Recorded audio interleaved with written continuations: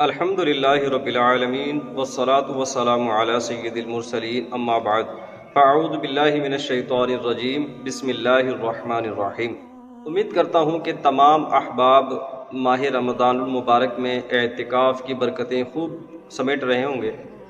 اب اعتکاف کا ایک مقصد لیلۃ القدر کو تلاش کرنا بھی ہوتا ہے۔ آج ہمارا ٹاپک لیلۃ القدر کا ہی ہے۔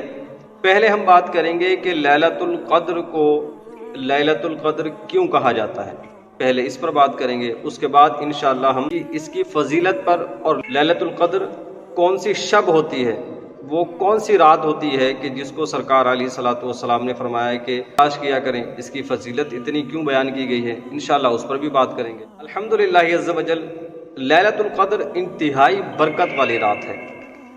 اس کو لیلۃ القدر کیوں کہا جاتا ہے؟ اس میں سال بھر کے احکام نافذ کیے جاتے ہیں، یعنی کہ جس انسان کے ساتھ جو کام جو معاملات پیش آنے ہیں وہ رجسٹروں میں لکھ کر فرشتوں کے سپرد کیا جاتا ہے، اور بھی متعدد شرافتیں اس مبارک رات کو حاصل ہیں۔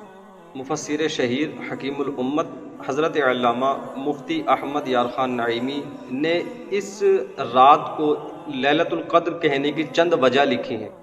پہلی وجہ انہوں نے بیان فرمائی ہے کہ اس رات میں سال آئندہ یعنی کہ آنے والا سال میں جتنے بھی معاملات ہونے ہیں ان سب کو رجسٹروں میں نوٹ کر کے ملائکہ کے سپرد کیا جاتا ہے۔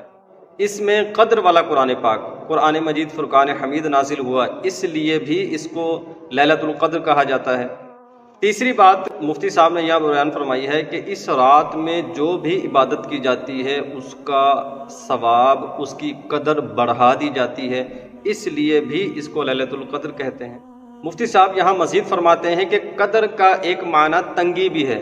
اس رات میں ملائکہ زمین پر اس قدر بے شمار تشریف لاتے ہیں کہ زمین تنگ ہو جاتی ہے، اس وجہ سے بھی اس رات کو لیلۃ القدر کہا جاتا ہے۔ جہاں اتنی فضیلت اور اتنی خوبی کی بات ہو رہی ہو تو وہاں میرے اور آپ کے پیارے نبی محمد عربی صلی اللہ علیہ وسلم کا بہت ہی پیارا فرمان آپ کے گوش گزار کرتا ہوں۔ بخاری شریف کی حدیث میں ہے کہ جس نے اس رات ایمان اور اخلاص کے ساتھ قیام کیا، اس کے عمر بھر کے گزشتہ گناہ معاف کر دیے جائیں گے۔ کیا خوب برکتیں ہیں، رحمتیں ہیں، ہمارے پیارے محبوب کا بہت ہی پیارا فرمان۔ ہمیں بھی چاہیے کہ اس رات ہم بھرپور انداز میں مسجد میں جا کر خوب عبادت کرتے ہوئے اپنے وقت کو قیمتی بنائیں، ہو سکے تو صلاۃ التسبیح کی ترکیب بنائیں، خوب عبادت کریں، رب العالمین کے کلام کی تلاوت کریں، نوافل ادا کریں، جو آپ کو معلوم ہے وہ تمام عبادت آپ کو کرنی چاہیے۔